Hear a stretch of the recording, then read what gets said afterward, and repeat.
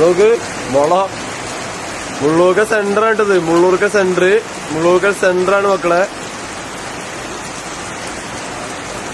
ഒരാള് ബൈക്ക് കൊണ്ട് വന്നിട്ട് ഓടിക്കാൻ പറ്റാതെ മെയിൻ റോഡാണിത്.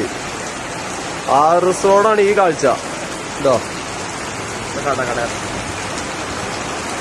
നീള ബേക്കറിയുടെ ഫ്രണ്ടിലൊക്കെ ഫുള്ള് വെള്ളാണ്.